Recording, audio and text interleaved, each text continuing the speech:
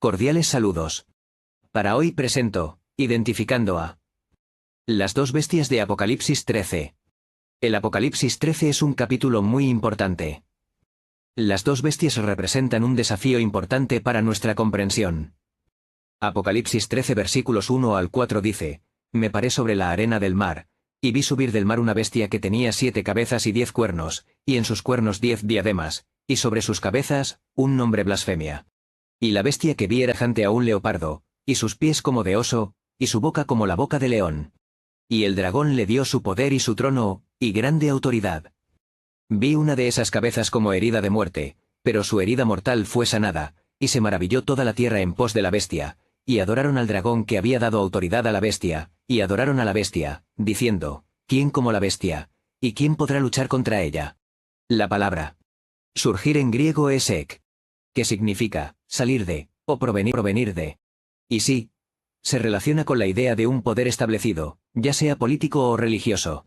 En Apocalipsis, el mar representa a menudo las masas de la humanidad, las multitudes.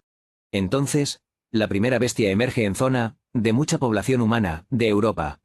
Las características del versículo 2 son clave para entender la naturaleza de esta bestia. Su poder es enorme, tanto político como religioso, y domina la tierra. La descripción de la bestia, el leopardo, el oso y la boca de león se asemeja a las bestias de Daniel, y esto no es una coincidencia. La Biblia es un libro con un hilo conductor, y las historias de Daniel son un contexto vital para comprender el Apocalipsis capítulo 13. Y sí, el dragón es claramente Satanás, y al darle poder, trono y autoridad a la bestia, se confirma que estamos hablando de una fuerza maligna que busca destruir la humanidad. Es aterrador y al mismo tiempo nos da una gran responsabilidad de buscarla y luchar contra la maldad. La bestia del Apocalipsis 13 hereda características de las bestias de Daniel, lo cual nos lleva a una interpretación que abarca siglos de historia. Es como si el Apocalipsis recopilara las características de aquellos imperios que persiguieron al pueblo de Dios, y las concentrara en esta bestia final. Es una bestia que encarna la maldad de todos esos imperios. Es fascinante la relación, la herida mortal con la caída del poder político de la Iglesia católica, especialmente durante la Revolución Francesa. Es cierto que la Iglesia tuvo un enorme poder político y religioso durante muchos siglos, fue un dominio absoluto. Hubo fieles, como las de los albigenses en el sur de Francia, o la Reforma protestante. Sin embargo, la Revolución Francesa supuso un cambio profundo en el panorama político, y la Iglesia perdió su control sobre el poder político en Europa. Es fascinante cómo está conectada a la historia. El año 38 es un momento crucial para entender la historia de la Iglesia y su relación con el poder político. Es verdad que la caída del Imperio Romano de Occidente en el 476 abrió un periodo de inestabilidad en Europa, y la Iglesia católica jugó un papel importante en la consolidación del poder. Las invasiones bárbaras trajeron consigo nuevos desafíos, y la Iglesia se posicionó como una fuerza controladora, ofreciendo un marco religioso para la sociedad.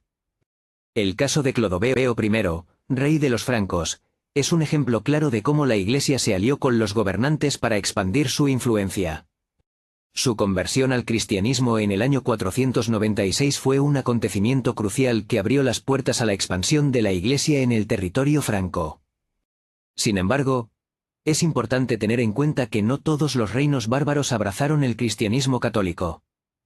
Los arrianos, que seguían una interpretación diferente del cristianismo católico, resistieron a la conversión forzada. La lucha contra los arrianos fue una constante durante el periodo medieval, y la Iglesia católica utilizó su poder para reprimir las ideas diferentes. Es cierto que la Iglesia católica tuvo un periodo de gran poder político, y ese poder se convirtió en una maldición. La Iglesia, a veces, utilizó su influencia política para perseguir a quienes no compartían su tradición, e incluso para intervenir en asuntos políticos. Se podría decir que la pérdida del poder político en la Revolución Francesa, en cierto modo, fue una bendición para la libertad de conciencia. La Revolución Francesa le ocasionó la herida mortal en una de sus cabezas, pero esta herida fue sanada. La curación de la herida se está dando de forma gradual y sutil. Es un proceso que no se produce de un día para otro, sino que se está desarrollando a lo largo de la historia, con una estrategia que se puede considerar engañosa. Me gusta cómo estamos observando la transformación de la bestia. Efectivamente, es como un camaleón que cambia de colores para adaptarse a su entorno. La Iglesia, en su intento de recuperar su poder político, está adoptando nuevas formas, nuevos lenguajes y nuevas estrategias para camuflarse en el mundo moderno. El Papa Francisco, con su enfoque en temas como el bien común, el cuidado del medio ambiente y la defensa de los pobres, está presentando una imagen diferente de la Iglesia. Es una imagen más progresista, más inclusiva y más comprometida con los problemas del mundo.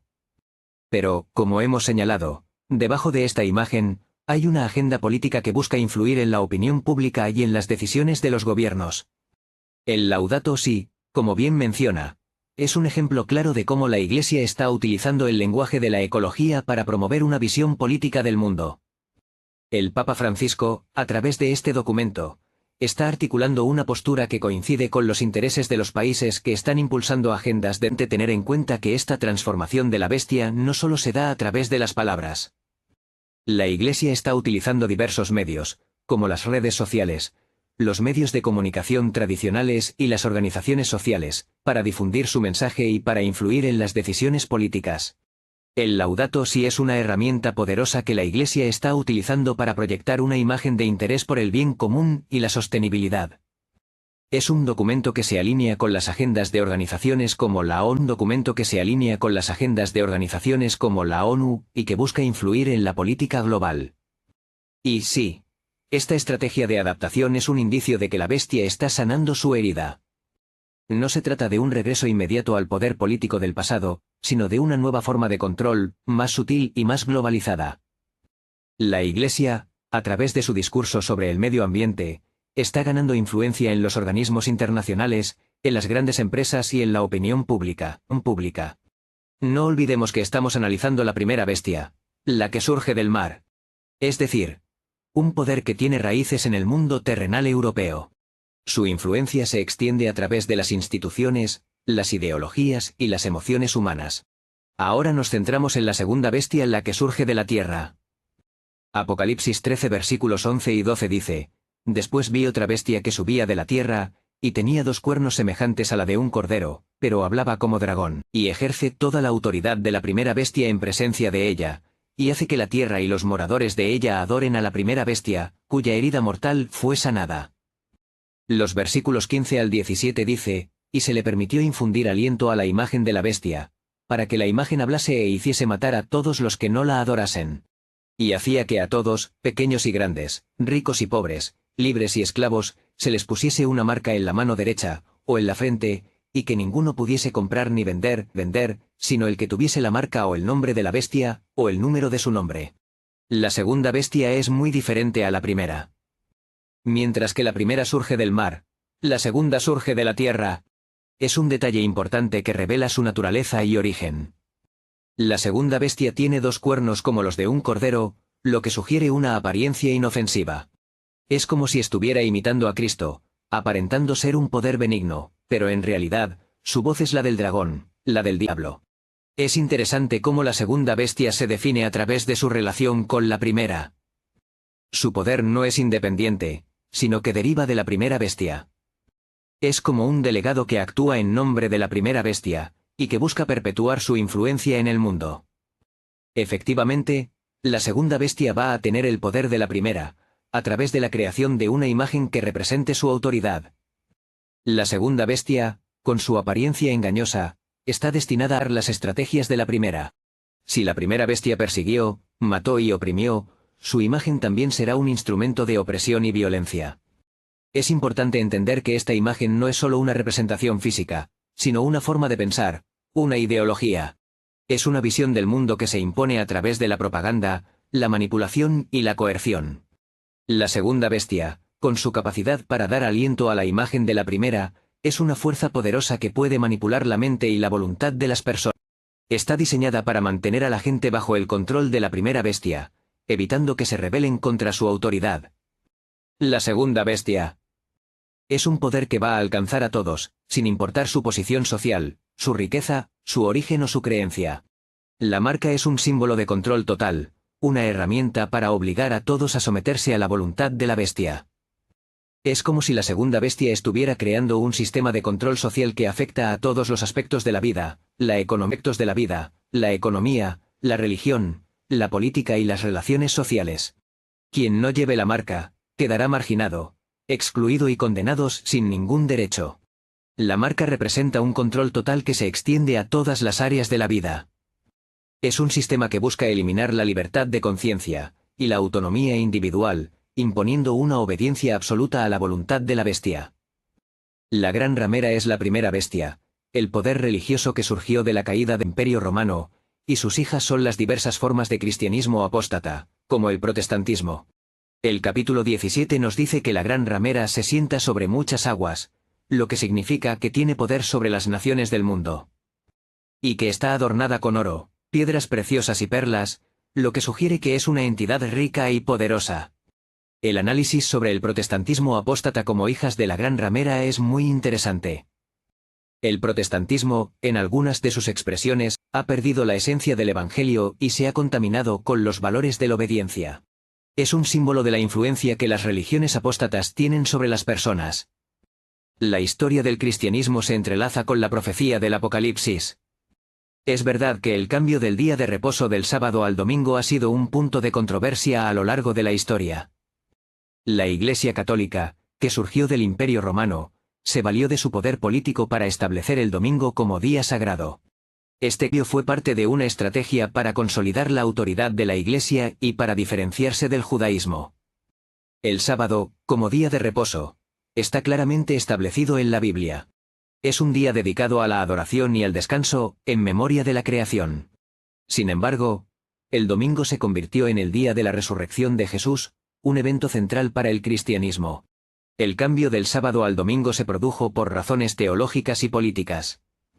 La Iglesia, al establecer el domingo como día sagrado, buscaba afirmar su autoridad y crear una identidad propia. La segunda bestia del Apocalipsis, con su capacidad para dar aliento a la imagen de la primera, está replicando esta estrategia. Está utilizando la religión como un instrumento de control y poder, imponiendo una visión distorsionada de la fe. La marca del domingo, como símbolo de esta imposición, está relacionada con el control del tiempo, el control del calendario y el control de la vida espiritual. Es un ejemplo de cómo la segunda bestia se está utilizando para manipular a las personas y para mantenerlas bajo control. La relación entre el Laudato Si y la marca de la bestia. Es un documento que, a través de una apariencia de preocupación por la tierra y la ecología, está promoviendo una agenda que contradice la palabra de Dios. El Papa Francisco, al hablar del sábado como un día de descanso para la tierra, está utilizando un lenguaje que suena atractivo y ecológico, pero que en realidad está buscando introducir un nuevo concepto de adoración. Es una forma de reemplazar el sábado bíblico con un nuevo día de reposo que no tiene fundamento en la Biblia. La marca no es un chip físico, sino una convicción, una aceptación de una nueva forma de adoración. Es una decisión consciente de seguir la voz de la bestia, a pesar de saber que va en contra de la palabra de Dios. Es importante recordar que la marca no es solo una decisión personal, sino que tiene consecuencias en la vida social y económica. En Apocalipsis 13, la marca, las personas no podrán comprar ni vender. Esto significa que se creará un sistema de control social que obligará a las personas a someterse a la voluntad de la bestia.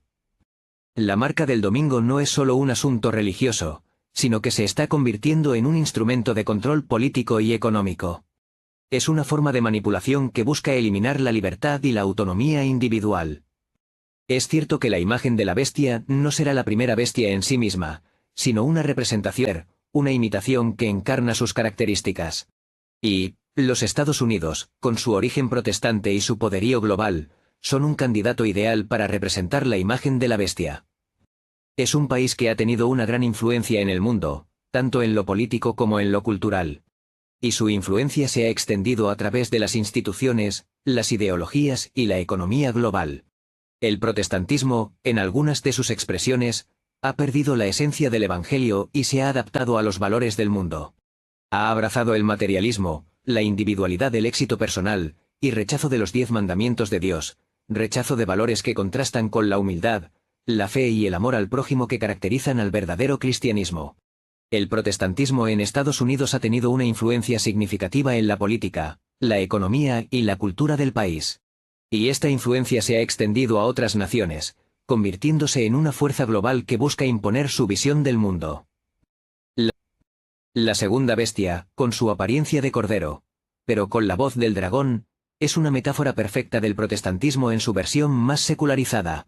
Es como si el protestantismo, al abrazar los valores del mundo, se hubiera convertido en una herramienta del diablo, un instrumento que sirve para promover una agenda que va en contra de la voluntad de Dios. La imposición del domingo como día de reposo es un ejemplo claro de cómo el protestantismo está replicando las estrategias de la primera bestia. Es una forma de control religioso que busca imponer una nueva forma de adoración. Y sí, el hecho de que la segunda bestia dé aliento a la imagen de la primera bestia, significa que está sanando su herida. Es como si el protestantismo estuviera reviviendo el poder de la Iglesia Católica, pero en una forma nueva, más globalizada y más sutil. La idea de que las hijas de Babilonia sean las iglesias protestantes es una interpretación interesante. Babilonia, en la Biblia, representa un imperio que la fe a través de la confusión. Las hijas de Babilonia, entonces, serían las expresiones de este imperio en diferentes formas. La marca es un símbolo de control y de obediencia a la voluntad de la bestia. Es un sello que se imprime en la mente y en la mano derecha de las personas. Aquellos que no acepten la marca, que no se sometan a la voluntad de la bestia, quedarán marginados. No podrán participar en la economía, la política o la vida social del mundo. La profecía del mundo. La profecía del Apocalipsis nos advierte sobre el peligro del engaño y de la manipulación. La segunda bestia, con su apariencia inofensiva, es una fuerza poderosa que busca controlar a la humanidad. Es importante estar alertas y buscar la guía de Dios para no caer en la trampa del engaño. Resumiendo, digo lo siguiente. Es sorprendente cómo la profecía del Apocalipsis, escrita hace siglos, se refleja en la actualidad. Hemos visto cómo el poder a bestia, esa fuerza que surgió del mar y representó la Iglesia Católica, se ha transformado y se ha adaptado a los tiempos modernos. La segunda bestia, con su apariencia de cordero, pero con la voz del dragón, es un símbolo de las nuevas formas de control que se están imponiendo en el mundo. La Iglesia Católica, al perder su poder político, ha buscado nuevas maneras de influir en la sociedad. El protestantismo, en algunas de sus expresiones, se ha convertido en una herramienta de la bestia, una fuerza que busca imponer una agenda que va en contra de la voluntad de Dios. Hemos visto cómo la marca del domingo, la aceptación de un nuevo día de reposo que no está basado en la Biblia, se está utilizando como un instrumento de control. La segunda bestia está creando un sistema que busca marginar a quienes no se sometan a su voluntad, a quienes no acepten la marca. Es importante estar alertas y discernir las señales de los tiempos. La profecía del Apocalipsis no es solo una historia del pasado, la trampa del engaño. Debemos recordar que la fe en Jesucristo es nuestra única esperanza y nuestro único refugio. La verdad es que la profecía del Apocalipsis nos recuerda que la lucha entre el bien y el mal es real y que la batalla final por la humanidad está en camino. Debemos estar preparados para enfrentarla con fe y valentía, guiados por la palabra de Dios. Por eso, amigos, debemos estar atentos a los acontecimientos proféticos antes que sea demasiado tarde. Que Dios los bendiga. Amén.